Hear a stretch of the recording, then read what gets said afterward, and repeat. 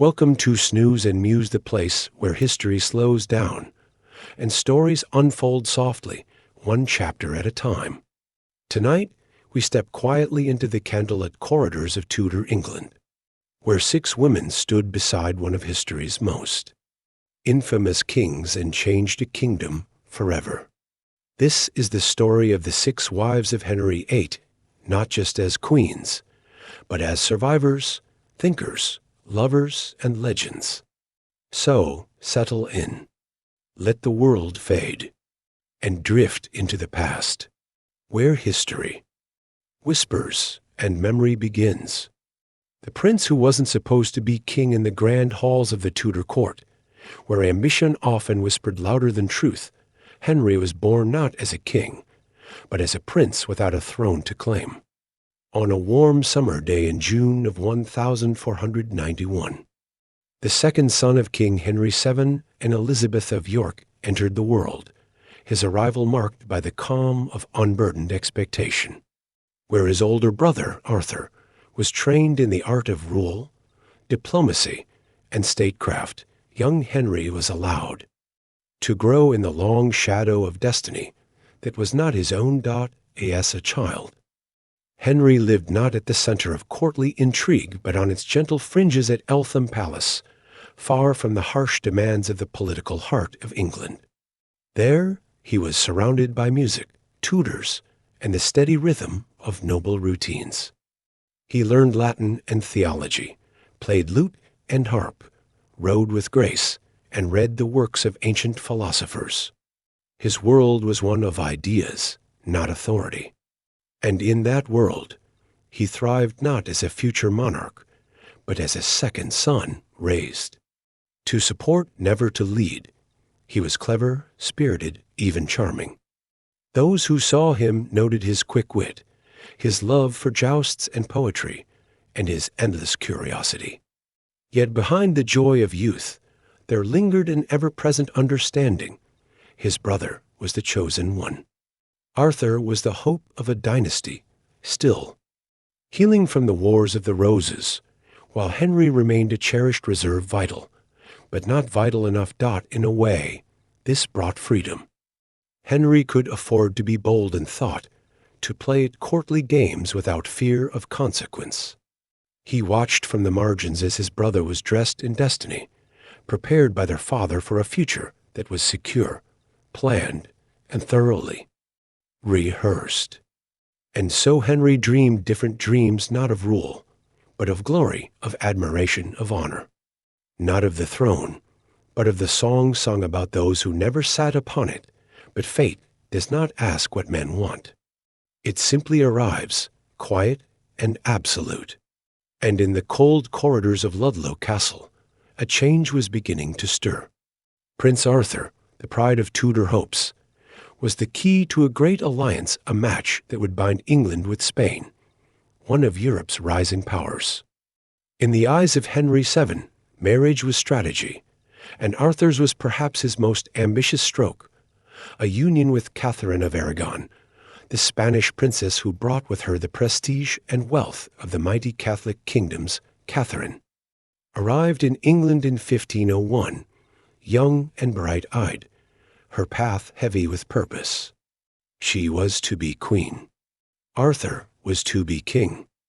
And the match between them, celebrated with grand ceremony and golden promises, was not merely of love, it was of state, of dynasty, of the very structure of European diplomacy. At T15, Arthur stood at the threshold of history. The two were wed in London with magnificent festivity. Henry, just 10 at the time, watched his brother take vows beneath tapestries and arching stone. He may have clapped and smiled like the rest, but in his chest stirred something quieter, something like wonder, or perhaps the first flicker of envy. The young couple were sent to Ludlow in the Welsh Marches, where Arthur would begin his training as Prince of Wales. There, in the cold months of early 1502, their marriage was tested not by court or country, but by a sudden and terrible illness. Both Arthur and Catherine fell ill. Only one recovered, Arthur, not yet 16, died with barely a crown's weight upon his brow. His death was a national shock, but within the quiet walls of Eltham, it shattered something deeper. For in that moment, the path of one brother ended, and another began. The Spanish match, once sealed, now lay in delicate pieces. And young Henry, who had never expected the burden of sovereignty, stood at the edge of an inheritance he had never been prepared to claim. The unexpected crown, the passing of Arthur, changed everything. In the weeks that followed, Henry's world shifted in ways both public and unseen. He was no longer the second son. He was now heir to the throne, a role that came with ceremony, but also with solitude. Gone were the freedoms of boyhood.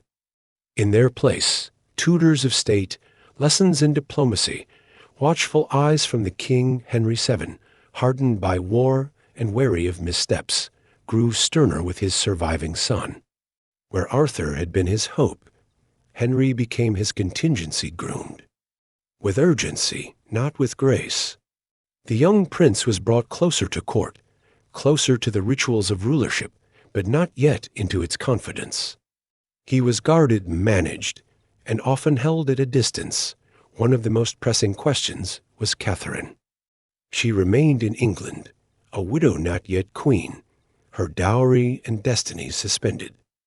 And though political winds began to swirl around the idea of her marriage to Henry, the path was far from certain. The church would need convincing. The boy himself was still growing. And the ghost of Arthur remained, silent but ever present, when Henry VII died in 1509. The crown passed not as a gentle inheritance, but as a mantle laid heavy on the shoulders of a boy barely 18. He had not ruled in practice. He had not been shaped with the confidence of certainty. And yet, in that moment, all of England turned to him.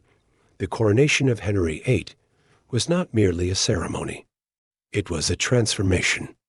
The second son, once free of fate, now carried the weight of empire. And with him stood Catherine, whom he had chosen to marry, a choice that would echo across generations.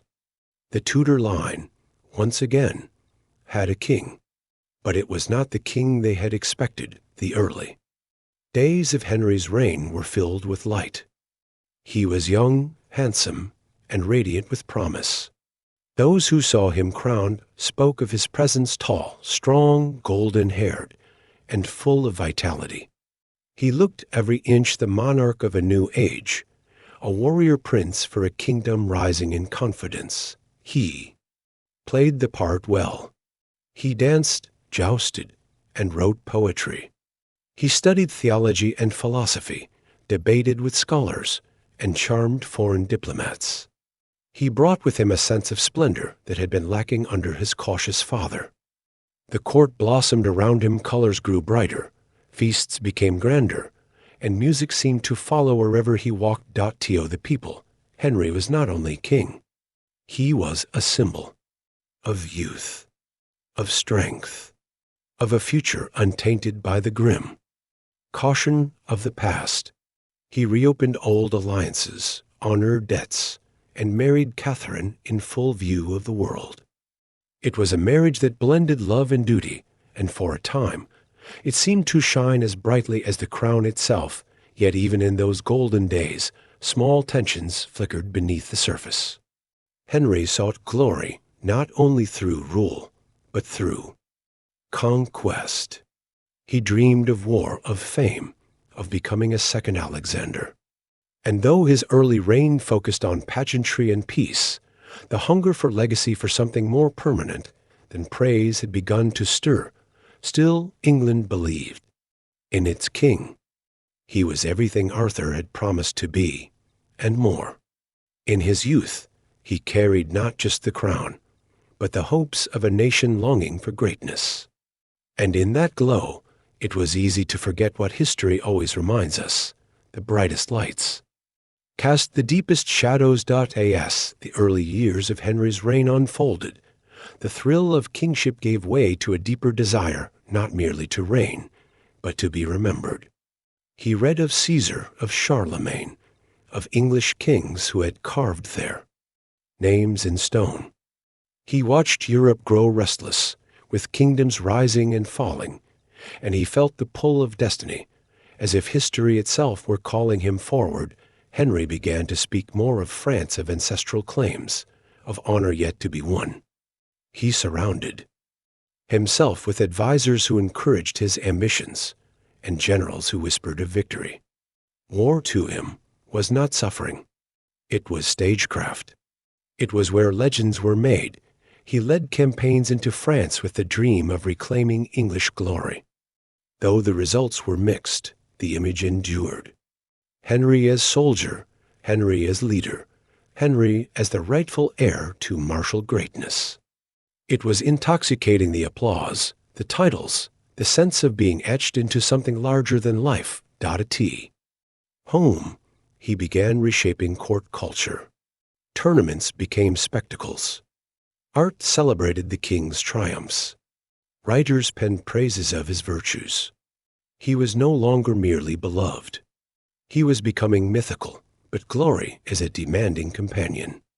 It does not share well with patience, nor with failure. And slowly, without notice, the boy who had never been meant to rule began to hunger for things even kings could not always command: lasting fame, eternal admiration, and a future he could control. The golden boy, once unburdened by fate, now carried it in full. And beneath the shine of power, a storm quietly gathered. Catherine of Aragon, the Iron Queen in silk, Catherine of Aragon, was born beneath the golden sky of Spain in December of 1485, the youngest child of two of Europe's most powerful monarchs, Queen Isabella of Castile and King Ferdinand of Aragon. From the very beginning, her life was shaped by faith, discipline, and purpose. Raised not as a mere princess, but as a bridge between kingdoms, Catherine was molded by her mother's strength and her father's strategic brilliance. She grew up in palaces, yes, but also in courts where ambition breathed through every tapestry and prayer. Her childhood was surrounded by triumph and turmoil. Her parents had unified Spain through battle and belief, and Catherine watched as they wove their rule across the Iberian Peninsula with both sword and scripture. From her earliest years, she was taught Latin, philosophy, and Catholic doctrine. Her tutors instilled in her a deep sense of divine duty, not only to God, but to her future role as a queen. She was devout, quiet, and unwavering. But beneath her grace was a will of iron. By the age of 3, her path had already been chosen. She was promised to Prince Arthur of England, heir to the Tudor dynasty. The alliance was not of affection, but of diplomacy. England needed prestige. Spain sought stronger ties. And Catherine, fluent in both devotion and diplomacy, was to become the living symbol of that union. She arrived in England in 1501, 15 years old and cloaked in expectation. Her journey across the sea was long and uncertain, but her arrival was greeted with splendor. The marriage to Arthur was celebrated in great halls lit by candlelight and hope. To the public, it seemed a perfect match. But fate, quiet and relentless, had already begun its turn. Only a few months after her marriage to Arthur, Catherine's life shifted from promise to mourning. In the cold spring of 1502, Arthur fell ill and died, leaving her not a queen in waiting, but a widow in a foreign land. She was 16 years old, alone in a court where her place now hovered in question. Her dowry was disputed, her future uncertain, and the alliance between Spain and England, once solid, began to fray. Yet Catherine did not return home. She remained in England, living in a quiet limbo for nearly 7 years. Her days were spent in relative seclusion, her household reduced, her letters carefully watched. It was a time of waiting, but not of surrender. She believed her destiny. in England had not yet ended. And so, with patience that few could match, she endured, behind the scenes. Her parents pushed for a new match, this time with Arthur's younger brother, Henry. But the path to that union was lined with hesitation. The church needed to approve. Questions rose about whether Catherine and Arthur had ever truly consummated their marriage. Catherine insisted they had not. Whether out of truth or strategy, her claim would shape the next chapter of her life. In 1509, King Henry VII died, and his son, now Henry VIII, took the throne. He was just 17, full of ambition and youth, and Catherine, aged 23, was still waiting. Within weeks of his coronation, Henry chose to marry her. It was a bold gesture, both romantic and political. To many, it seemed a new beginning. But for Catherine, it was a continuation of her long gamble, a return to the path fate had once promised her. Queen, warrior, mother as queen, Catherine of Aragon moved through court with elegance and resolve. She brought to the English throne not only beauty, but depth. She was deeply educated, well-versed in statecraft, and fluent in 5 languages. Ambassadors praised her as wise and just. Courtiers admired her serenity. And Henry, in those early years, adored her. She played her part with perfection, hosting dignitaries, patronizing scholars, and standing by the king in both ceremony and war. In 1513, when Henry led a campaign in France, Catherine served as regent in his absence. During that time, English forces faced a Scottish invasion. Catherine, unflinching, coordinated the defense. The Battle of Flodden ended in England's favor, and the Scottish king was killed. Though she did not ride into battle, Catherine's leadership helped secure the victory. She sent Henry the bloodied coat of the Scottish king, a gesture both political and symbolic. She was not just a queen. She was a defender of the realm, but behind the pageantry and pride, Catherine faced a quieter struggle, one of motherhood. She and Henry shared moments of joy, but those moments were fleeting. She suffered many pregnancies, yet few children survived. Their firstborn son, Henry, lived only weeks. Several other pregnancies ended in miscarriage or stillbirth. Only one child, Mary, born in 1516, survived infancy, each loss carved deeper into her heart. Yet through every sorrow, Catherine carried herself with grace. She wept in private, but stood tall in public. She continued her duties, her prayers, her devotion. And though the court grew restless for a male heir, Catherine never stopped trying, never allowed herself to believe her womb had failed her destiny. She remained, through triumph and tragedy, the embodiment of queenly strength. A woman of faith, a partner in rule, and a mother whose love endured even as her hopes withered. Time, however, is unkind to longing. As the years passed and no son survived, Henry's affection began to shift. He had once loved Catherine with joy and pride, but with no male heir, his heart grew restless. The dream of securing the Tudor legacy of fathering a son to carry the crown became an obsession. By the late 1520s, Henry was no longer the golden boy of his youth. He had aged into a man weighed by ambition. And in Catherine, he began to see not a partner, but a wall, one he could not climb and could no longer ignore. He turned his attention to a young lady of the court, Anne Boleyn. Unlike Catherine, Anne was lively, bold, and untouched by sorrow. She did not offer him stability. She offered him possibility. A fresh start. A second chance at a male heir. The court began to shift around Anne. She rose quickly, and with her, the mood in court grew sharper. Catherine, once its heart, now stood in its quiet corner. She was still queen, but her days of influence were fading. Whispers turned into rumors. Rumors turned into demands. Henry, guided by his advisers and his growing desires, sought an annulment. He claimed his marriage to Catherine was invalid, built on sin, not blessing, because she had once been his brother's wife. Catherine rejected this with all her being. She insisted her marriage to Arthur had never been consummated.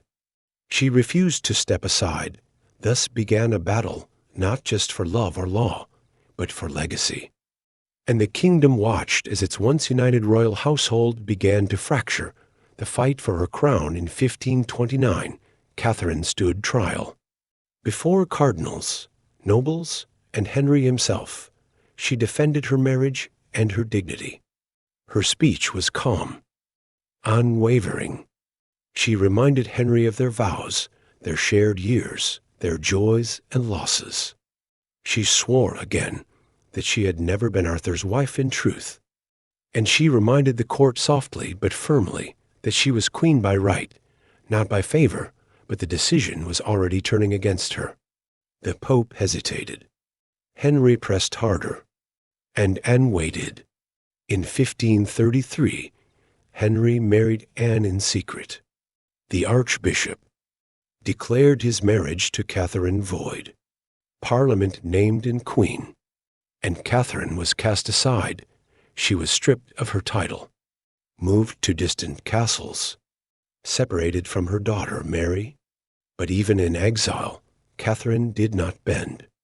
She dressed as a queen, signed her letters as a queen, prayed for her husband, and loved her daughter from afar. She lived out her remaining years in quiet dignity, refusing to renounce the truth she carried, that she had been Henry's true wife and England's rightful queen. In 1536, she died at Kimbolton Castle Far. From the court she had once ruled. But she died with her beliefs unshaken and her legacy untarnished. History would remember her not as a discarded wife, but as a woman of strength, faith, and unbreakable resolve. A queen in silk, yes, but with the will of iron. Anne Boleyn, the queen who dared to rise. Anne Boleyn's story began not in the heart of England, but far beyond its shores. She was born sometime around 1501 into a noble family with growing ambitions. Her father, Thomas Boleyn, served as a diplomat, and her early life was shaped not by quiet countryside estates, but by the vibrant, cultured courts of Europe. As a young girl, Anne was sent across the Channel to the Netherlands and then to France. There, she became a lady-in-waiting, first to Margaret of Austria, then later to Queen Claude of France. These courts were polished and refined, and Anne absorbed their elegance like light through glass. She learned French fluently, developed a taste for fine music and art, and mastered the grace and poise that would later captivate a king. But Anne was more than just well-mannered. She was sharp, intellectually curious, politically aware, and always observing. The French court, filled with poetry, fashion, and flirtation, taught her how to carry herself with charm.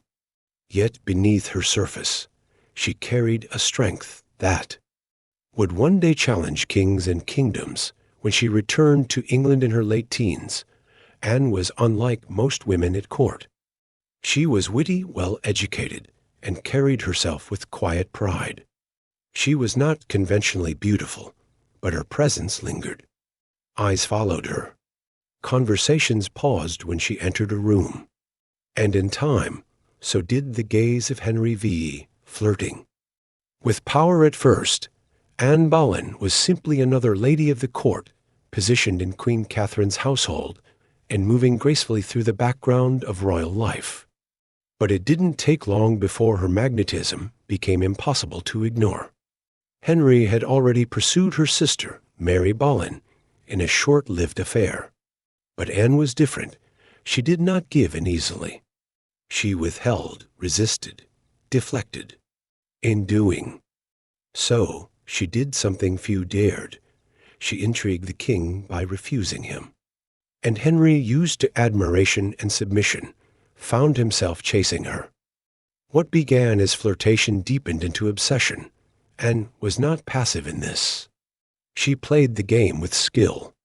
She used her intelligence and her charm to keep the king close, while never stepping into scandal. She wrote him letters, offered glimpses of affection, and slowly over years became the center of his world, but her rise did not happen in a vacuum.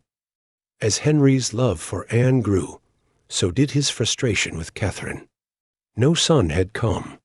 The marriage felt cursed, and Anne, ambitious and persuasive, began to suggest a different future.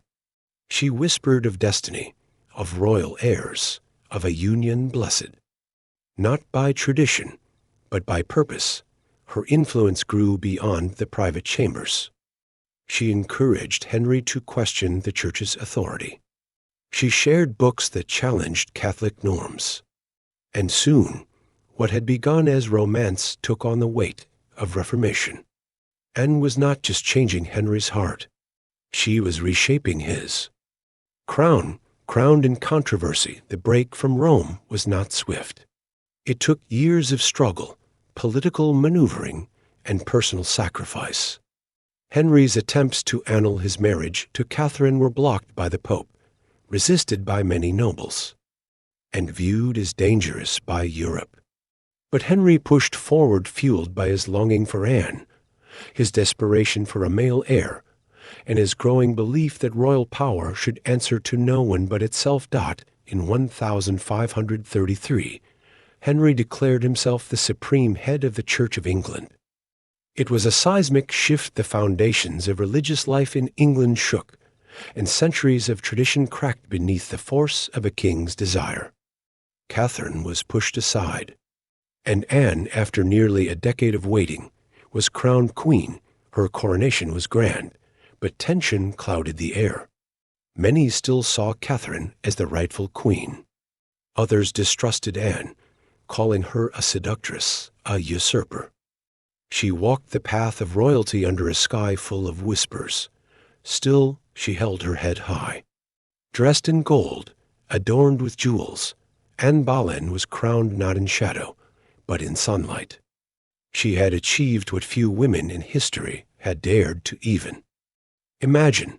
She had claimed the heart of a king and changed the structure of a kingdom to stand beside him. She now carried the hopes of a new dynasty.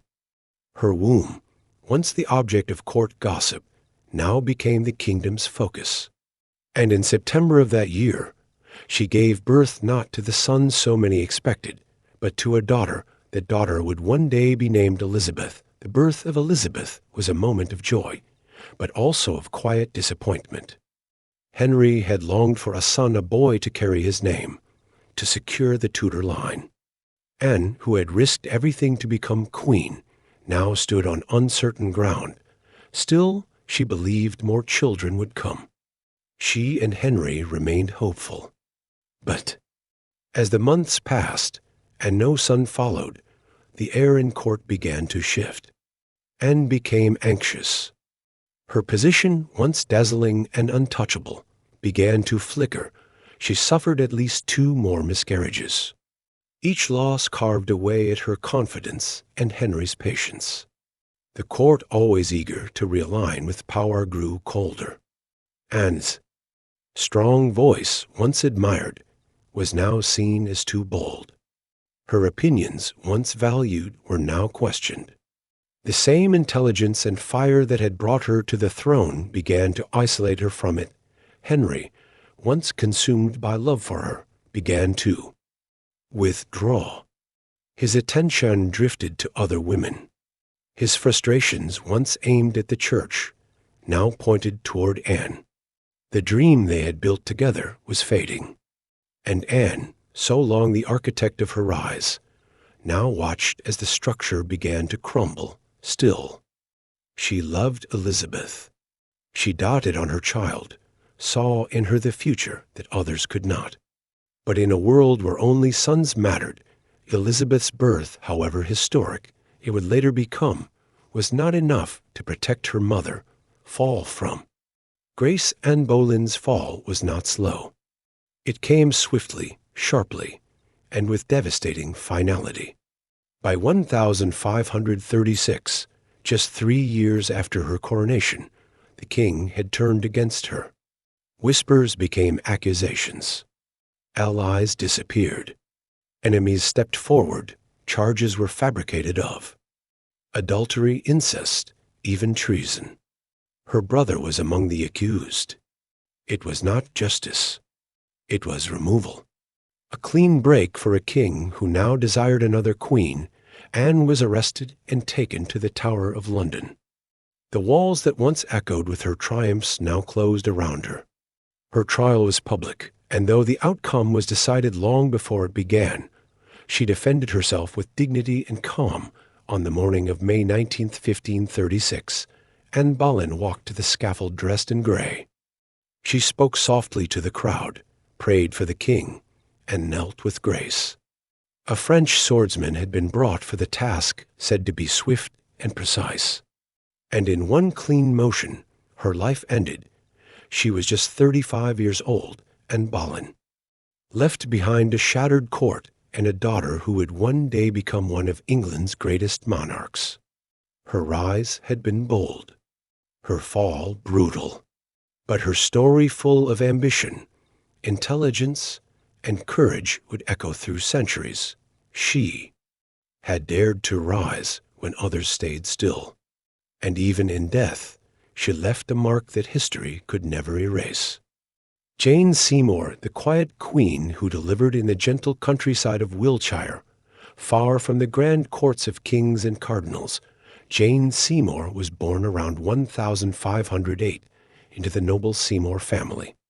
Her early life unfolded quietly at Wolf Hall, a stately home surrounded by rolling fields and soft English skies. The Seymours were respected but not powerful. They served the crown loyally, and Jane's path seemed destined to follow in the footsteps of her mother, a life of service, grace, and duty, unlike the boldness of Anne Boleyn or the royal blood of Catherine of Aragon. Jane was raised in modest refinement. Her education was simple. She could read and write, but it was her needlework and household management that were most praised. In a time when women's futures were often shaped by quiet obedience, Jane learned to listen, to observe, and to endure. Her family's status gave her a place at court, first in the household of Queen Catherine, and later under Anne Boleyn. There she remained in the background, calm and reserved. She was not known for laughter or wit, but for her quiet reliability. She moved gently through courtly life, never reaching for attention, but never fading completely from view. In those polished halls, surrounded by ambition and intrigue, Jane's quiet presence stood apart. Where others dazzled, she calmed. Where others competed, she complied. And though she seemed an unlikely future queen, her very stillness made her visible, especially to a king growing tired of conflict and noise. By the mid-1530s, King Henry VIII was weary. His court had been consumed by religious upheaval, marital scandal, and the endless pursuit of a male heir. His marriage to Anne Boleyn, once a blaze of passion and rebellion, had grown strained. The promise of sons had faded into silence. The queen's voice, once enchanting, had become sharp and unwelcome. Henry, once drawn to ambition, now longed for peace. It was in this atmosphere that Jane Seymour caught his eye. She was not like the queens before her. She did not charm him with words or challenge him with wit. Instead, she offered something Henry had not felt in years' stillness. In her, he saw the echo of simpler days. Before the weight of legacy had darkened his joy, Jane did not seek the king's affection. At least, not openly. But she did not refuse it either. She allowed him to notice her, to admire her. And when he did, she responded with humility. Her gentleness was not weakness, but strategy. In a court where loudness often led to downfall, Jane's quietness was her armor. As Anne's position weakened, Jane's grew stronger. Henry sent her gifts, which she returned. He wrote her letters, which she answered with care. She became his comfort, a presence that asked for nothing yet promised everything. He still hoped to find loyalty, obedience, and most of all, a son. Behind Jane stood the Seymour family, watchful and ready. They understood the moment. They had seen how queens were made and unmade. And now, with Anne's enemies rising and Henry's patience thinning, the stage was being cleared for a different kind of queen, one who would not fight, but yield, and Boleyn's fall was sudden. Accused of crimes many believed to be false, she was arrested, tried, and executed in May of 1536. Her death ended a turbulent chapter in Tudor history, and within days, Jane Seymour stepped into her place. On May 30th, Henry married her. There was no grand delay, no extended courtship. The change was immediate. It was also telling. Jane's wedding was quiet compared to her predecessors, but it brought a new mood to the court. Gone were the theatrics and feuds. In their place came a more subdued atmosphere. Jane did not demand attention. She dressed simply. She avoided political battles. She made few public statements. And in doing so, she created a sense of calm that the kingdom had long missed. She showed kindness to Princess Mary, Henry's daughter, by Catherine of Aragon, and gently encouraged their reconciliation. She avoided speaking on matters of religion, wisely stepping back from the fiery debates that had burned through the realm during Anne's reign. Her role was clear: to bring unity, not division. To heal, not challenge. Jane's influence was soft but firm. Henry respected her quiet strength. He found in her the stability he had long craved. And more than anything, he placed his hopes in her ability to provide what neither of his previous queens could: a legitimate male heir to carry the Tudor name into the future. The precious prince. In early 1537, news spread that Jane was with child. Joy rippled through the kingdom. For Henry, now nearing 46, the chance of a son was a final hope. He guarded Jane closely, ensuring her comfort, her safety, her peace. The court watched with careful anticipation. The summer passed slowly. Jane's household grew, and preparations for the birth began. Prayers were said across churches. Nobles readied gifts. Everything depended on what lay ahead. On October 12, 1537, Jane gave birth at Hampton Court Palace. The child was a boy, healthy, strong, and alive. He was named Edward, Prince of Wales. The kingdom erupted in celebration. Bells rang from towers, feasts were held in villages, and Henry rejoiced louder than he ever had. At last, the long-desired heir had arrived. Jane had fulfilled what no queen before her could. Her place in Henry's heart was now secure. She had given him his son, the Tudor legacy preserved. She was too weak to attend the christening, but she smiled when told of the ceremony's beauty. Her son, wrapped in silk and carried by noble hands, had been blessed in the eyes of God and country. She had done what she was called to do. And in those quiet days following the birth, she was serene, but that peace was short-lived. Soon after Edward's birth, Jane fell ill. Her fever worsened. Her strength faded. And within 12 days, the queen who had brought joy to a weary kingdom passed quietly into history. Death and devotion. Jane Seymour died on October 24, 1537, just 12 days after delivering the prince who would one day be king. Her death struck Henry deeply. For all the queens he would have, for all the love and heartbreak still to come, it was Jane he would forever call his true wife. He wore mourning clothes longer than he had for any other. He spoke of her with reverence. And when he chose a place for his own burial, he selected Windsor beside Jane, and no other. Jane had ruled for less than 18 months. Her time as queen was brief, quiet, and largely without spectacle. Yet she achieved what no other wife of Henry VIII had. She brought peace to a court long in turmoil. She bore the long-awaited heir. And she died loved, not discarded. History often speaks loudly of Anne Boleyn's fire or Catherine of Aragon's strength. But Jane Seymour's legacy lies in her stillness. A quiet queen who asked for nothing but gave everything. In life, she brought Henry calm. In death, she gave him devotion. And through her son, she left a legacy that changed the course of England forever. As centuries passed, Jane's memory remained gentle. A woman of few words but lasting impact. A presence that soothed a restless king. And a queen who, in her silence, delivered more than promises. She delivered a prince. Anne of Cleves, the catfish queen, in the intricate chessboard of European politics. Marriage was a powerful move. For King Henry VIII, now twice widowed and once divorced, choosing a fourth bride was not just about companionship. It was strategy. After the birth of Prince Edward, England's future seemed more secure, but the king still sought alliances, especially with Protestant powers on the continent. And in the Duchy of Cleves, he saw a promising match. Anne of Cleves was born. In 1515, into a court that prized duty over decoration. Her upbringing was modest by royal standards, no French court finery, no polished diplomacy.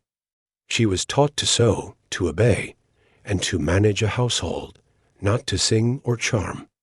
She did not speak English. She read little Latin. But she was tall, fair-haired, and reportedly kind. To Henry, she was mostly unknown.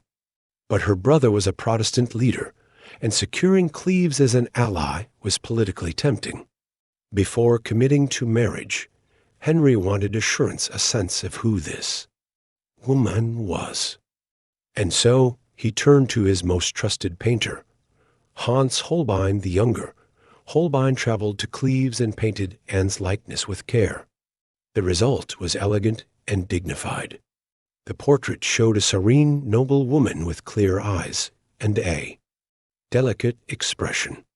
She wore rich clothing and posed with quiet poise. When the painting arrived in England, Henry was pleased. He was enchanted by the image, graceful, restrained, and seemingly perfect. What he saw on canvas, he assumed to be truth. And with that assumption, the plans moved forward. The match was agreed upon. The treaty was signed. Anne of Cleves was promised not to a man, but to an idea. An idea captured in oil under the skilled hand of a court painter. The awkward arrival. Anne arrived in England on New Year's Eve, 1539. The journey had been long, the seas rough, and the air of expectation heavy. Henry, eager to meet his bride, decided to surprise her and disguise a theatrical tradition of romance. But what was meant to be charming turned awkward. Anne, unfamiliar with such customs, did not respond as the king hoped. She did not recognize him. She barely reacted. And for Henry, who prized admiration, it was a jarring moment from that first meeting. Disappointment began to bloom. Anne, though well-mannered and polite, did not match the fantasy painted by Holbein. She was shy, unfamiliar with English customs, and spoke little of the language. Her appearance, in Henry's eyes, did not match the portrait. He later complained that she looked older and less graceful than expected, a complaint that would linger in courtly whispers for generations. Despite his misgivings, the wedding proceeded. On January 6, 1540, Henry and Anne were married at Greenwich Palace. But the ceremony was marked not by joy, but by formality.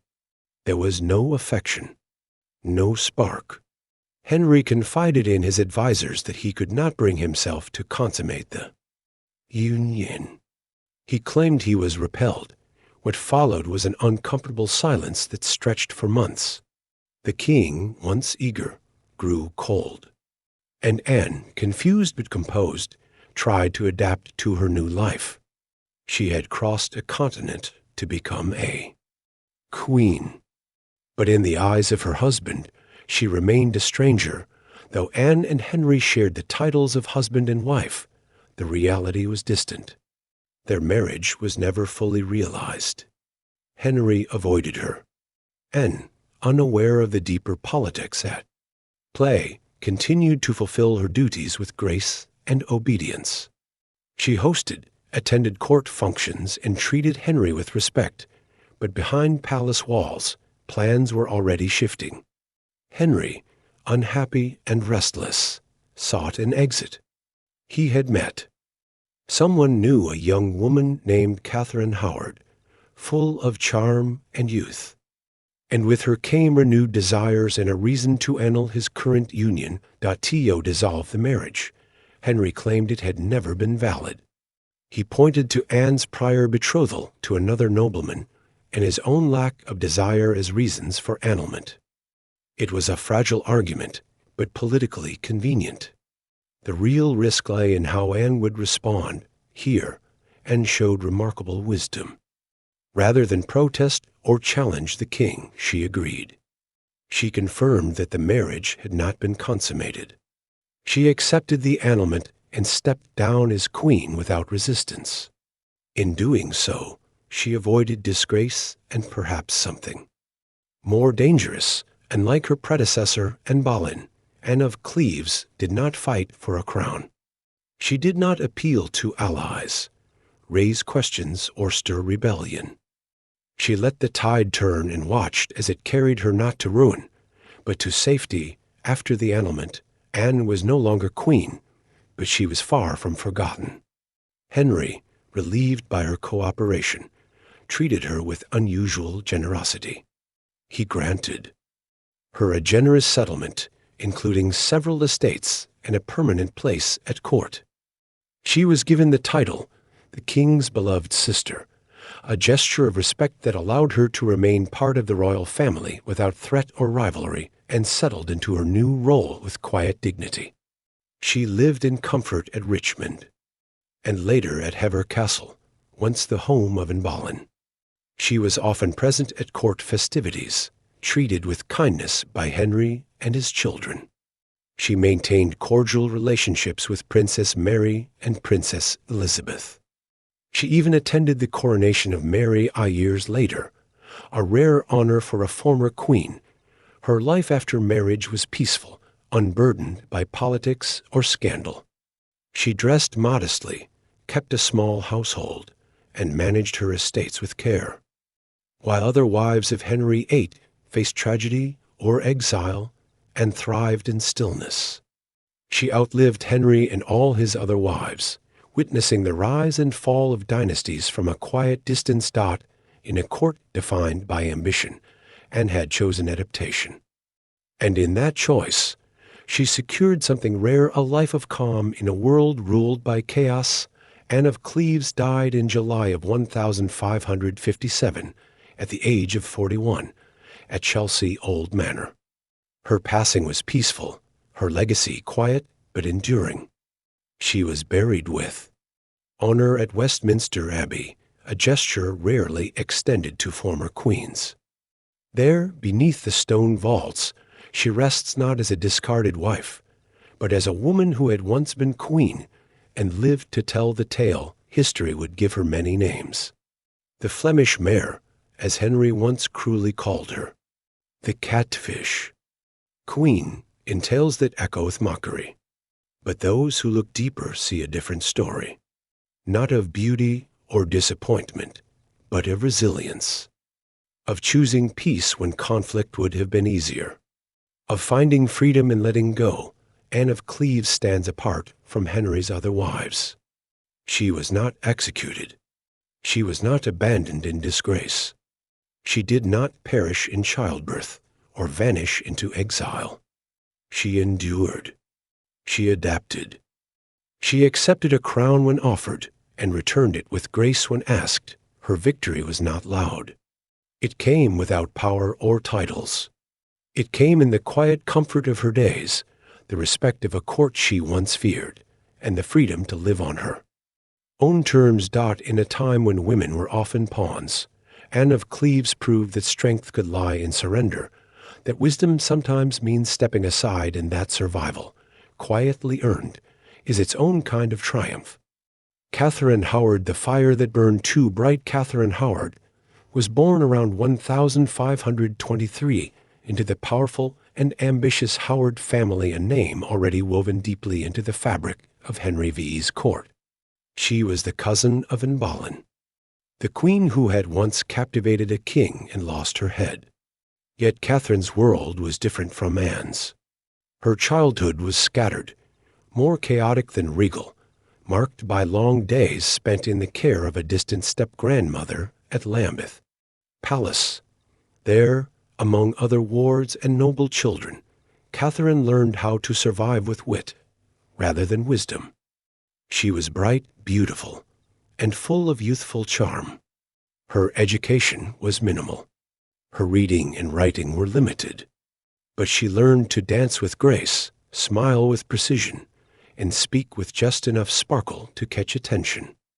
In a court where presentation was power, Catherine learned early how to shine. By her teenage years, Catherine had joined the household of Anne of Cleves, the German queen who struggled to win Henry's favor. And in that court, one beginning to grow cold and distant under Anne's reign, Catherine's warmth stood out. She was young, vivacious, and radiant. Her laughter was like music, her eyes full of playful fire. She was the light in a room that had grown dim. It was there, in that atmosphere of quiet disappointment, that the king noticed her. And once he did, everything changed. The king's second spring, Henry VIII, was in his late 40s. His body ached from old injuries. He carried the weight of age and legacy. His last marriage, to Anne of Cleves, had been a disappointment. He felt tired, burdened by politics, and dulled by routine. And then came Catherine, youthful, flirtatious, and full of color. To Henry, she was a second spring. She called him handsome. She admired him. She laughed freely in his presence and moved with grace through the royal halls. Her affection, real or rehearsed, brought him back to life. He felt young again in her presence, and that feeling, so rare and precious, overwhelmed any reservations. Within weeks of annulling his marriage to Anne of Cleves, Henry wed Catherine. She was just a teenager. He was nearly 50. Their wedding was quiet but swift. At court, surprise turned into gossip. But Henry was enchanted. He showered her with jewels, gowns, and praise. He called her his rose without a thorn.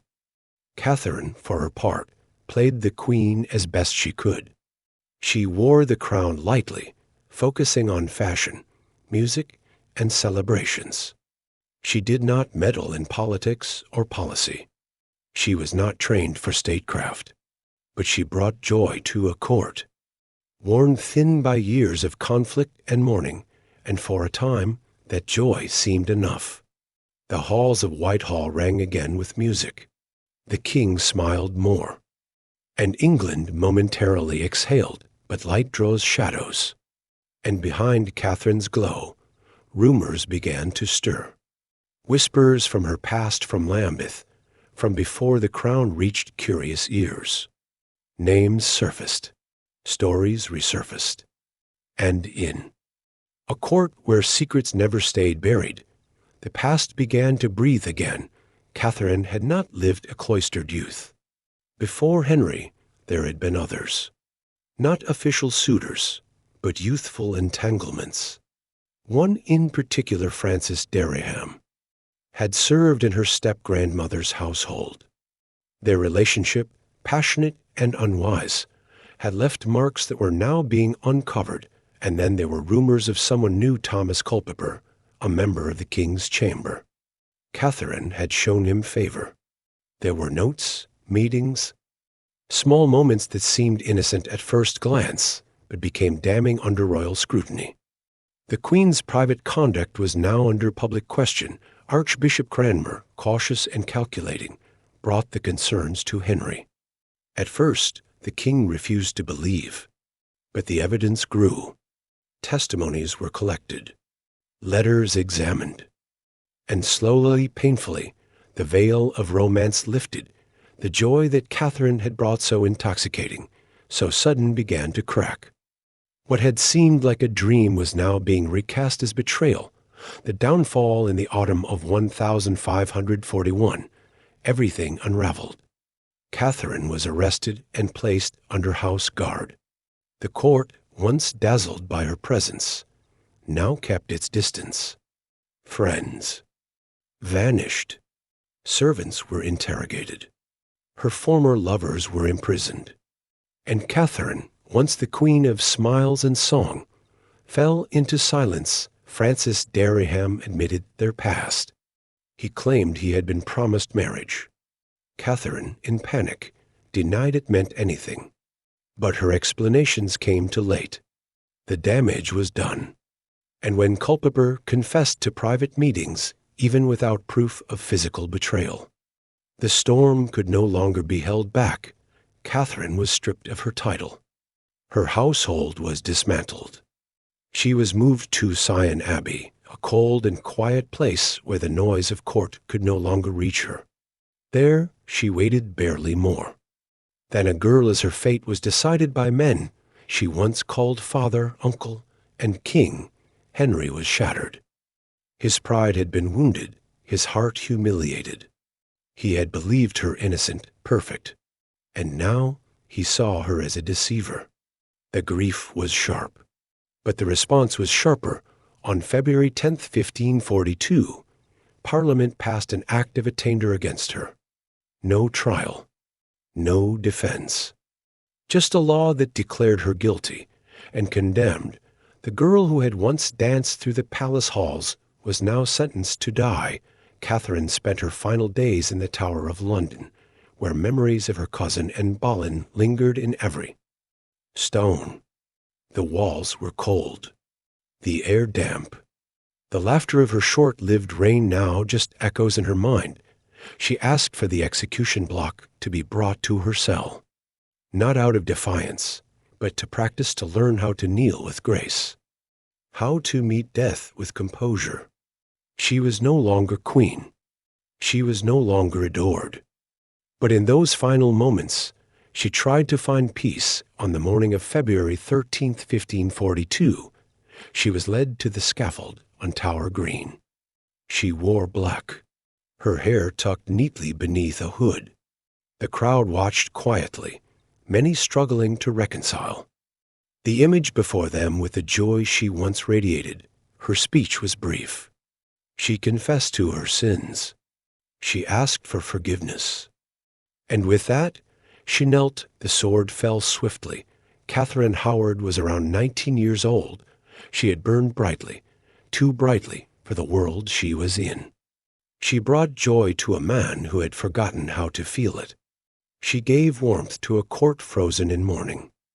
And then, in one sudden turn, she was gone, but her story lingers not just as tragedy, but as a reflection of how dangerous beauty and youth can be when placed in the hands of power.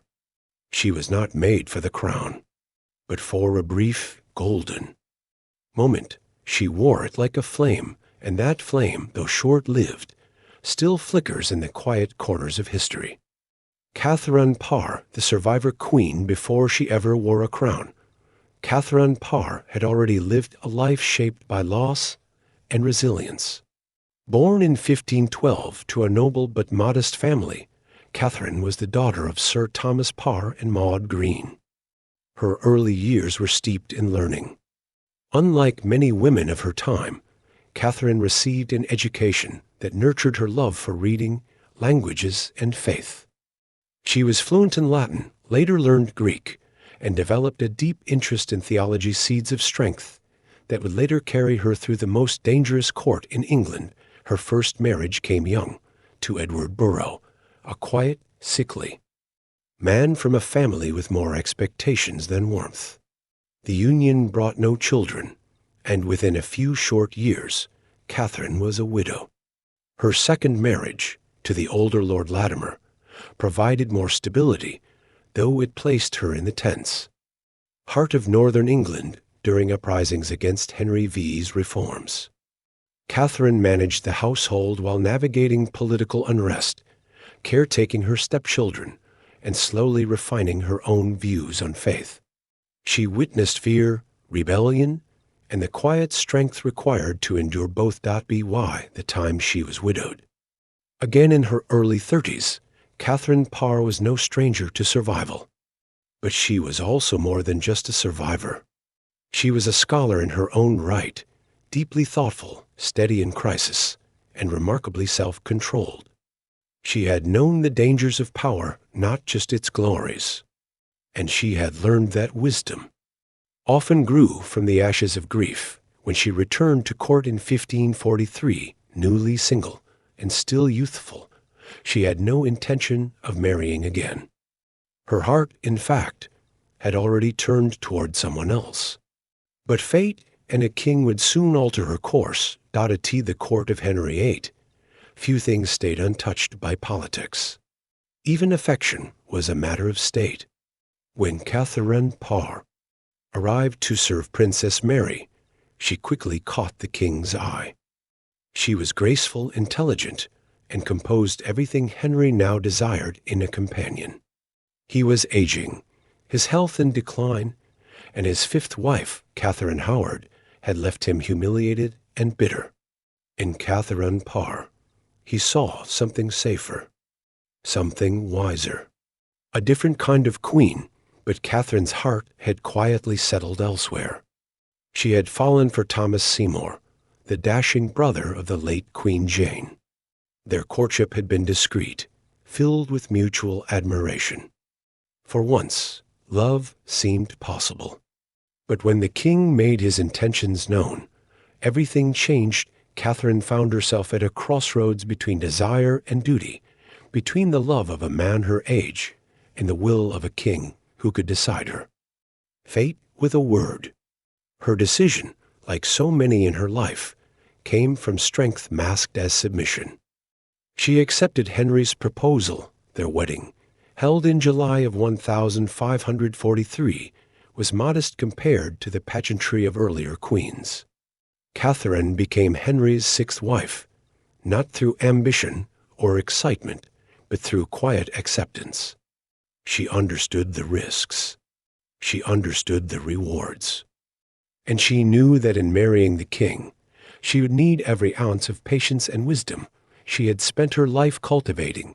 She stepped into the role not as a girl dreaming of a crown, but as a woman prepared to wear it not for power, but for purpose. Catherine Parr's time as queen was not one of lavish displays or dramatic scandals. Instead, it was marked by quiet achievement and steady leadership. She took on the task of healing a broken royal family, reuniting Henry with his daughters, Mary and Elizabeth, and strengthening their claims to legitimacy. She also treated Prince Edward, Henry's only male heir, with deep affection, helping to ensure his education and future. In a court laced with fear, where old alliances turned to betrayal and suspicion lingered in every hall, Catherine brought calm. She managed the royal household with care, showing kindness to servants and promoting discipline with grace. But her true passion remained in her books, and in her evolving faith, Catherine became deeply involved in the Protestant Reform movement. She read translated scriptures, hosted scholars, and surrounded herself with thinkers who questioned old traditions. She even began writing herself, publishing devotional texts that emphasized personal connection to God. In doing so, she became the first Queen of England to publish under her own name, but her growing influence in religious thought came at a cost. Conservative factions at court, led by figures like Bishop Stephen Gardiner, began to view her with suspicion. Her debates with Henry on matters of scripture, once tolerated, now raised alarms. The Queen was not just a wife, she was becoming a voice. And in Henry's court, voices could be silenced without warning. Still, Catherine pressed on, carefully balancing her reformist beliefs with outward obedience. She played her part in public, but her writings spoke volumes in private. She walked a narrow line between enlightenment and accusation, a line that would nearly cost her everything, dodging death. Again, in the summer of 1546, the tide turned against Catherine. A warrant for her arrest was prepared, charging her with heresy, a crime that carried the weight of death. Her books were reviewed. Her meetings were questioned. Those close to her were interrogated. And for a moment, it seemed history would repeat itself, another queen to fall beneath the shadow of the axe. But Catherine, ever the student of history and human nature, acted swiftly. She fell ill and summoned Henry to her chambers. There she humbly apologized, claiming her theological debates had been nothing more than a way to distract the king from his pain. She said she had no interest in preaching, only in pleasing him. Whether he believed her or simply tired of drama, Henry relented. The warrant was never executed. Days later, when soldiers arrived to arrest her, Henry dismissed them publicly. Catherine had survived once again, not with force, but with finesse. Her near fall became a turning point. She withdrew slightly from public debate, kept her circle tighter, and focused on her duties. She continued to write, but more carefully. And when the king's health worsened, she was at his side, a constant figure of care, intellect, and strength. By the time Henry died in January of 1547, Catherine had outlived the dangers of courtship and kingship. She had protected the children. She had preserved herself. And now, for the first time in years, she was free. With Henry gone, Catherine was finally able to follow her heart. She reunited with Thomas Seymour, the man she had once loved and lost to royal duty. Their marriage, though carried out in secret, was swift and deeply personal. It was a chance to live not as queen, but as a woman in love, something she had never truly known before. They settled at Sudley Castle, a peaceful estate tucked away from the storms of court. There, Catherine returned to her books, her writing, and her household. She welcomed Princess Elizabeth into her care and prepared for motherhood, a dream long denied. In the summer of 1548, Catherine gave birth to a daughter. But the joy was quickly overshadowed by fever. Within days of the birth, she fell ill. Her strength faded. Her voice weakened. And on September 5th, just over a year after Henry's death, she passed away. She was 36 years old. Her daughter would not survive infancy. Her husband, Thomas Seymour, would fall from favor and be executed less than a year later. But Catherine's legacy endured not just in the pages of the books she left behind, but in the memory of those she had guided. She had been a queen who read, a woman who loved, a stepmother who united a fractured family, and a reformer who used her pen to shape a faith that would outlive her. Catherine Parr did not die with the crown on her head, but she died having worn it with honor. And in her quiet strength, her resilience, and her thoughtful grace, she became something more than a survivor. She became the queen who endured and the woman who finally chose her own ending. Mary I, the daughter of fire and faith, Mary Tudor, was born in 1516 at Greenwich Palace, the long-awaited child of King Henry VIII and Queen Catherine of Aragon. From the moment of her birth, she was the focus of immense hope. Though a daughter, and not the male heir Henry had so longed for, Mary was cherished a bright, precocious child with her mother's devotion and her father's pride. She learned Latin, music, and history. She was gifted with intelligence and a quick wit, praised by visiting scholars and diplomats alike for the first decade of her life. Mary lived as a royal princess in every sense. She had her own court, her own household, and the quiet assurance of one day ruling in her own right, or perhaps serving as the bride to a powerful foreign prince. But then everything began to unravel. Her mother's marriage to the king came under scrutiny. Henry, desperate for a male heir, declared the union unlawful, claiming that marrying his brother's widow was against God's will. Catherine refused to concede. She insisted she was the rightful queen and that Mary was their legitimate child. But Henry had made up his mind. He would marry Anne Boleyn, and he would sever ties with Rome to do so. Mary's world collapsed in slow, aching silence. Her mother was banished from court. Mary was declared illegitimate. Her household was disbanded. She was no longer addressed as princess. Her status, once so secure, now hung by a thread, separated from her mother and placed under the watch of servants loyal to the new queen. Mary lived in isolation. Letters between mother and daughter were censored. Their pain, shared but unseen, deepened year by year. When Catherine died in 1536, Mary was not allowed to see her one last time. And when Anne Boleyn was executed later that same year, Mary still found no peace. What was once a royal life of promise had become a daily exercise in survival, the forgotten heir during the reign of her half-brother, Edward VI. Mary lived in the shadows. Though technically restored to some degree of favor after signing documents, she believed under duress, renouncing her claim to legitimacy. She never regained her old footing. Edward, raised in staunch Protestantism, viewed Mary's Catholic faith as not only outdated, but dangerous. She was watched, her movements monitored. Her private masses, illegal under the new regime, were a source of concern to Edward and his advisers. Yet Mary never wavered. Her faith, instilled by her mother and fortified through years of personal suffering, remained her compass. Even when threatened, she refused to abandon her beliefs. Mary lived simply, outside the court center, and carried herself with quiet dignity. She prayed daily. She read scriptures and letters in Latin.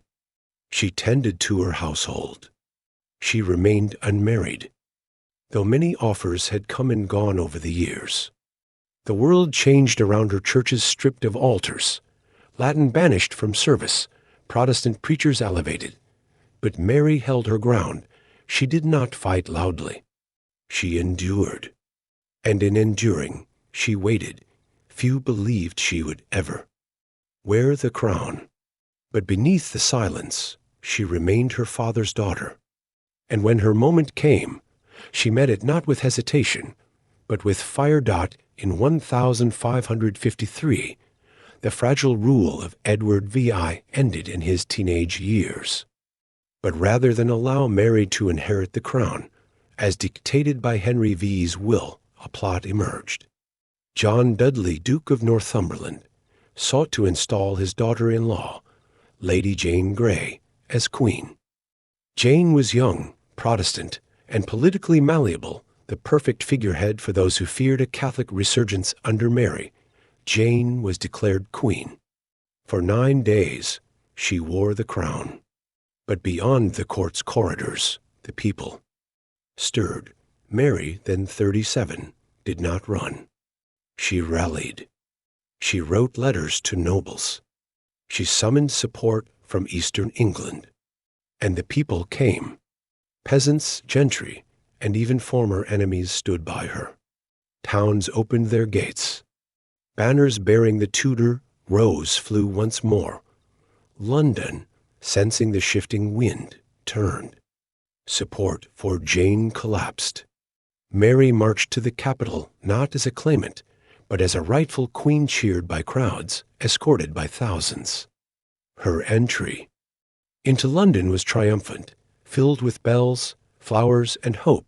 For the first time in English history, a woman ruled by right of birth, not by marriage or regency. And for Mary, it was not just personal justice. It was a sacred calling to restore the true faith, to return England to Rome, to heal the soul of the realm. But the road from victory to rule would be harder than any she had walked before. Reign of Ashes. Mary's first acts as queen were measured. She pardoned Jane Grey, initially sparing her life. She welcomed her sister Elizabeth to court. She promised not to force conversions. And she hoped, perhaps naively, that England might return to Catholicism not by force, but by choice. But resistance ran deep. Her reforms were slow, and opposition grew stronger. To solidify her legacy and forge an alliance with Catholic Spain, Mary agreed to marry Philip II, decision that sparked unease across the country. The idea of a foreign prince influencing English affairs stirred rebellion. The Wyatt Rebellion of 1554 rose in protest, threatening to unseat her. Mary responded with firmness. The rebellion was crushed. Jane Grey, though innocent in many ways, was executed, a sobering reminder that mercy could not always survive politics. Elizabeth was imprisoned in the Tower for a time, her loyalties questioned. Though eventually released, the bond between the sisters never fully recovered. Then came the burnings. As Mary moved to restore Catholic law, Protestants who refused to recant were arrested. Some were exiled. Others were burned at the stake. Bishops, preachers, everyday believers.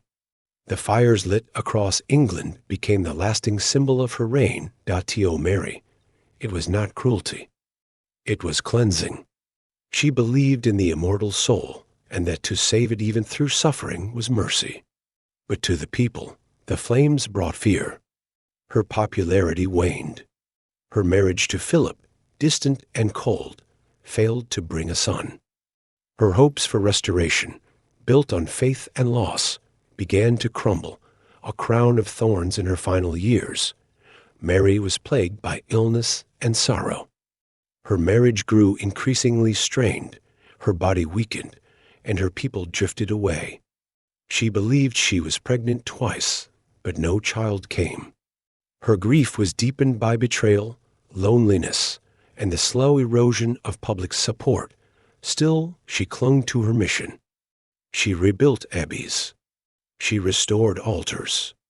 She brought back the Latin Mass. But the fires that once symbolized purification now felt like a warning. Even her closest allies began to question whether the kingdom could bear much more. In 1558, Mary died at the age of 42. She passed quietly, surrounded by a court that had already begun to look toward her successor. She was buried in Westminster Abbey, in a grave she would eventually share with the very sister who undid much of her legacy. Elizabeth. History would not be kind to Mary. She would be called Bloody Mary, her reign remembered not for its courage, but for its cruelty. Her deep faith, born of exile and pain, would be cast as fanaticism. Her efforts to restore what was lost would be written as failure, but there was more to her story. She was the first woman to rule England in her own name. She brought order where there had been confusion. She ruled with conviction in a world that doubted a woman's right to rule at all.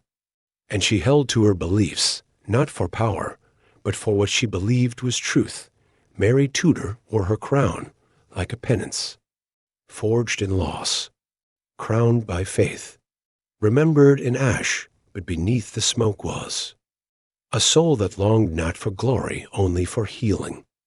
Elizabeth I, the phoenix of the Tudors, Elizabeth Tudor, was born in 1533 to a world already teetering. The daughter of King Henry VIII and his second wife, Anne Boleyn.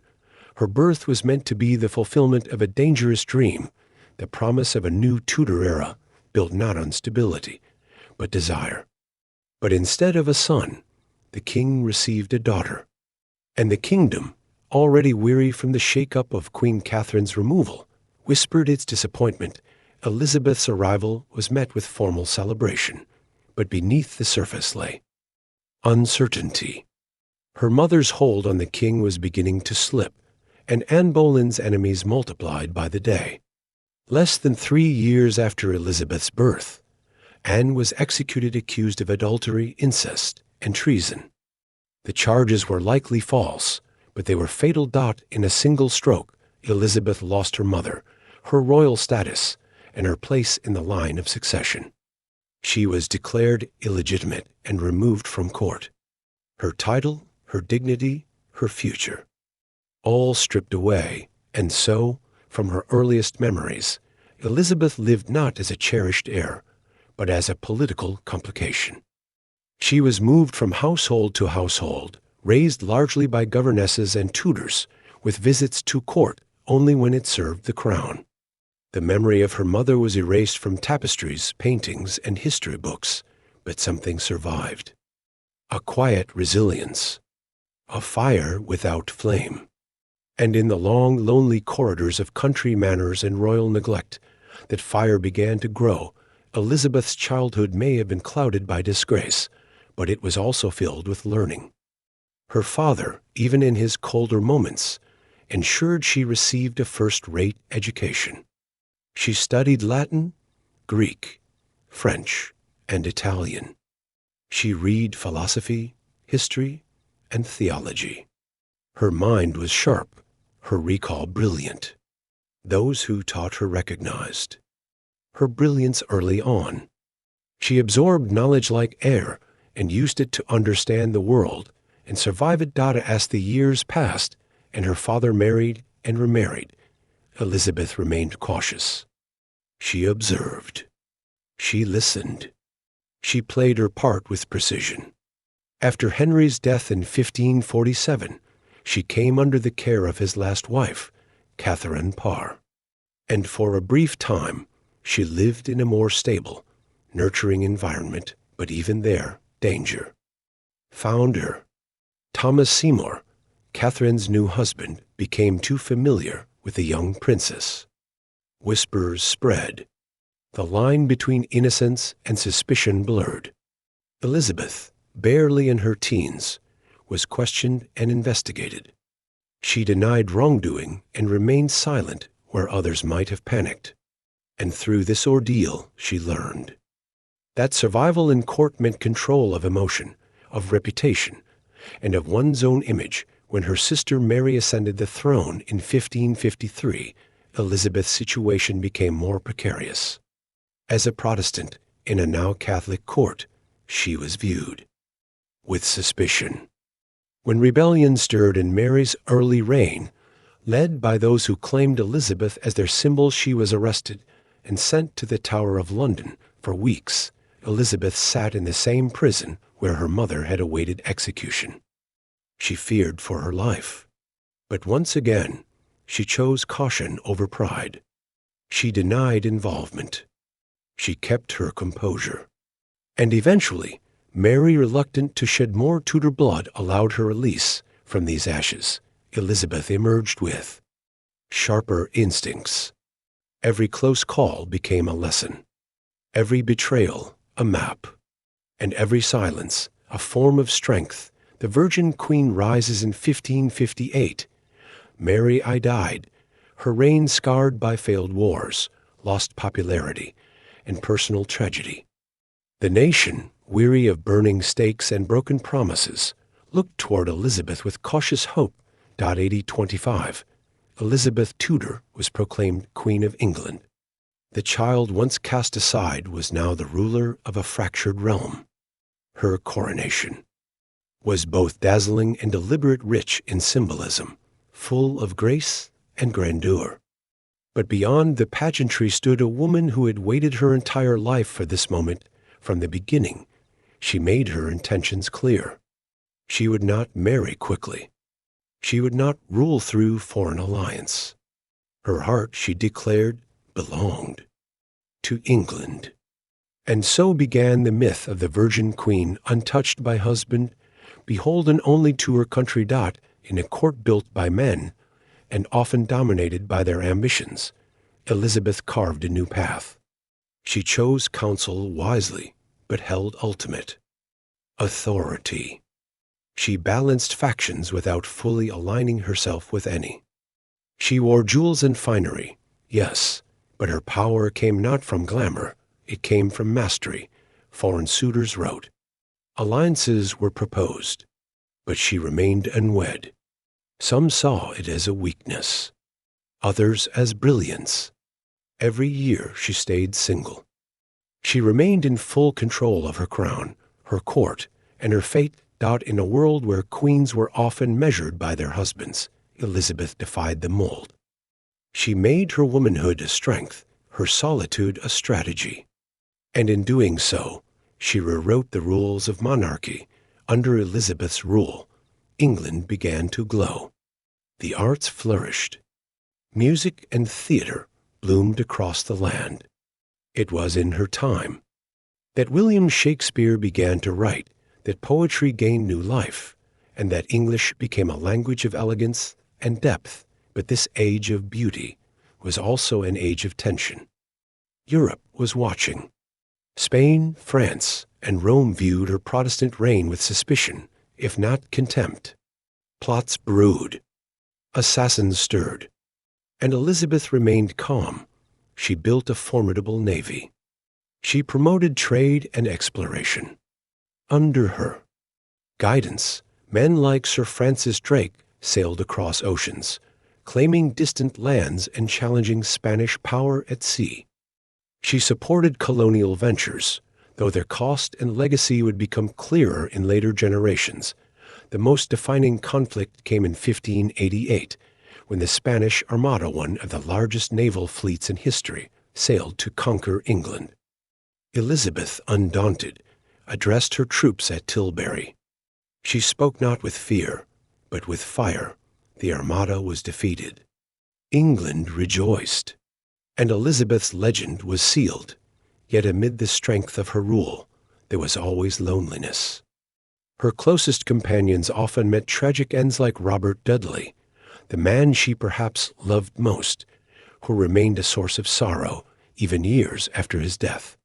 She was surrounded by advisers and courtiers, yet always just slightly apart. She gave her people a golden age. But the price, perhaps, was that she bore the weight of it alone. As the years stretched on, Elizabeth aged with dignity. Her once vibrant red hair faded. Her movements slowed. But her mind remained clear, her voice steady. She kept ruling into her late 60s, overseeing her court with the same sharpness that had brought her to power. She never named an heir. She spoke little of death. But in the end, the crown passed to James VI of Scotland, the son of her cousin Mary, Queen of Scots, and the first ruler of the new Stuart dynasty. Elizabeth died in 1603, after 44 years on the throne. Her reign had transformed England from a vulnerable island into a rising empire. She had survived assassination plots, religious wars, foreign threats, and political intrigue, not by force alone, but by intellect, charisma, and instinct. She became a symbol, not just a sovereign. In portraits, she was shown as timeless, untouched by age. In poetry, she was painted as divine. In memory, she became legend, but behind the crown and the myth was still the child of ruin, the girl who had known exile, danger, and disgrace. The young woman who had knelt in the tower, unsure of whether she would live to see the morning. The daughter of Anne Boleyn, once discarded, now eternal. Elizabeth, I left no children. But her legacy was greater than blood. She gave England not just a golden age, but a golden memory. And in the quiet echoes of history, her story glows a phoenix, reborn from ashes, ruling with fire and grace. The women behind the crown in the shadow of a powerful king. It is easy to forget the light cast by those who stood beside him.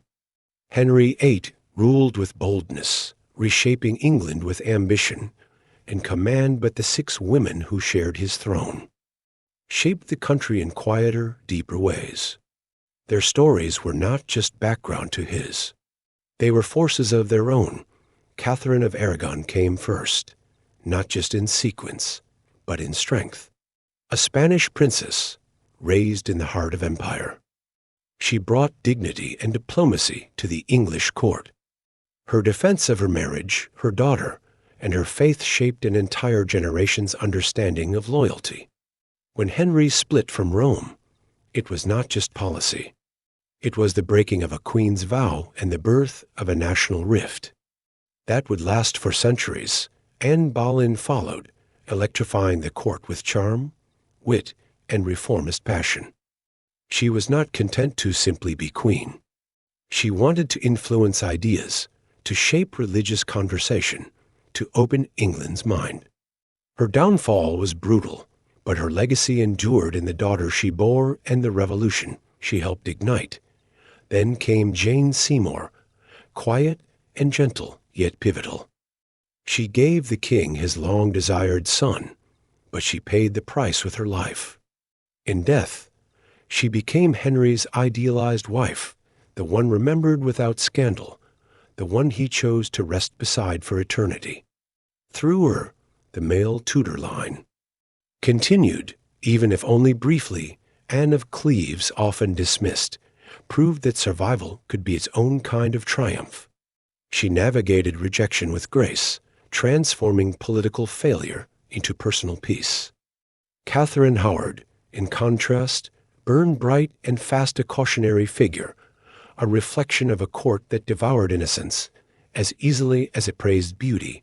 And finally, Catherine Parr, the scholar queen, the caregiver, the survivor. She united a fractured royal family, published her own words, and protected the next generation of rulers. She proved that wisdom and patience were not just virtues, they were tools of power. Each of these women entered Henry's life as a wife. But they left, remembered or forgotten, as part of England's transformation.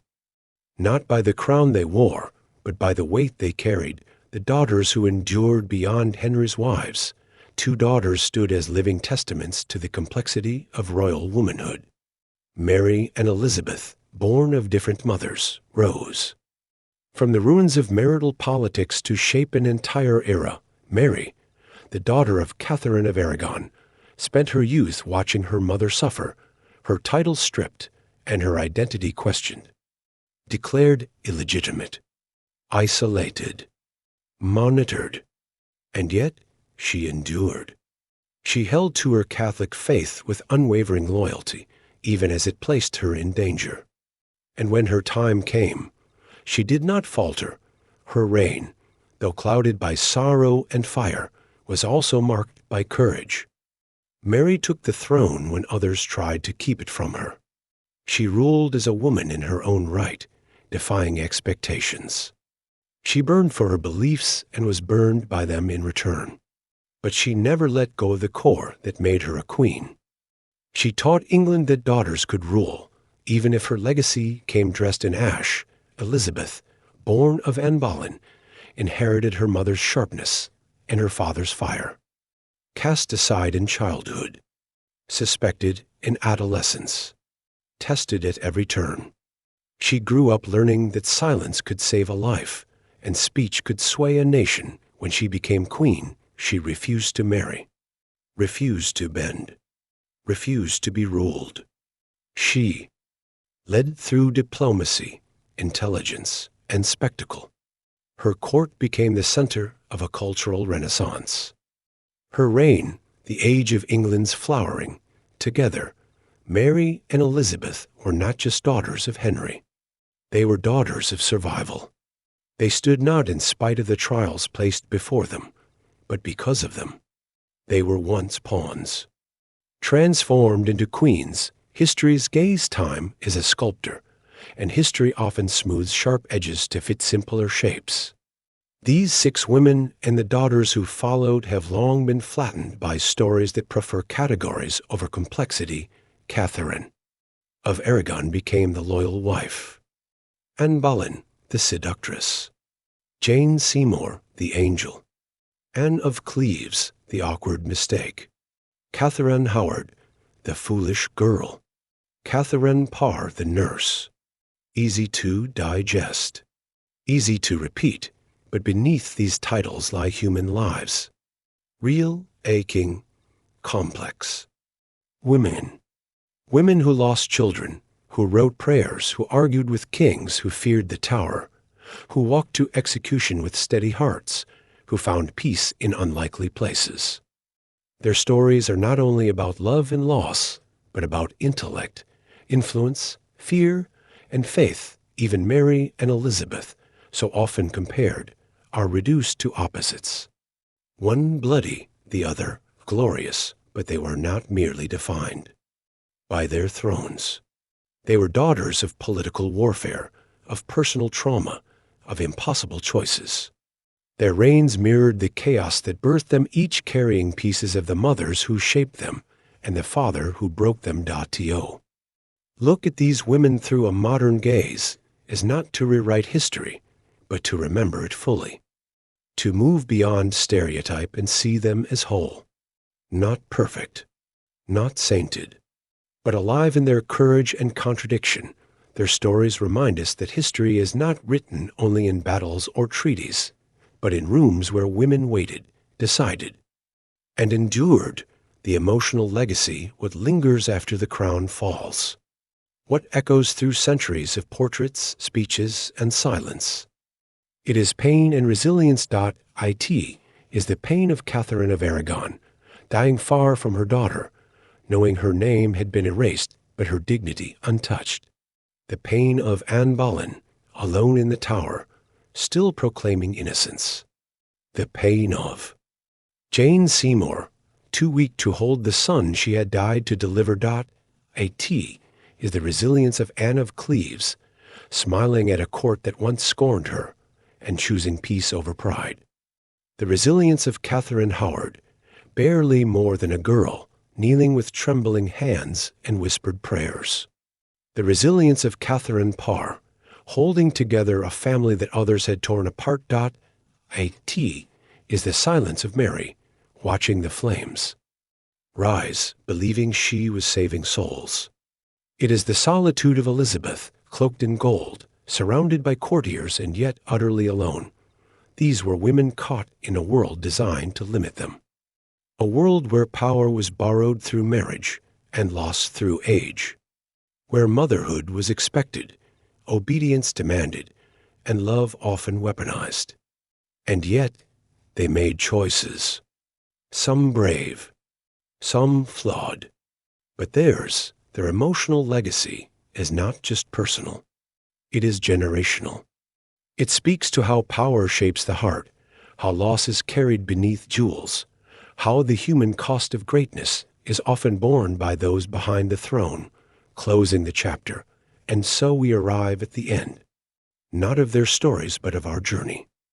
Through them, 6 queens, 2 daughters, 1 kingdom forever changed. Each brought something different. Each endured something unspeakable. Together, they form a tapestry not of wives and mothers alone, but of thinkers, rulers, survivors. They lived in a time that made little room for their voices, but still they spoke through letters, through action, through silence. Their legacies remain not only in laws and titles, but in the way we understand courage, complexity, and the quiet strength of women. To tell their stories is not to dwell in the past, but to listen, to pause, to reflect on how history remembers, and how memory can heal. The crown was heavy, the throne unstable. But these women, bound by one king and divided by fate, became more than consorts. They became symbols, not of perfection, but of possibility. And in the stillness of this final chapter, we remember them not as footnotes in a king's life, but as authors of their own, each one leaving an echo in the halls of English history. A crown passed hand to hand, a kingdom reshaped by whispers and vows. And beneath it all, the steady, unbroken pulse of 6 women who dared to stand beside power and, in their own ways, hold it.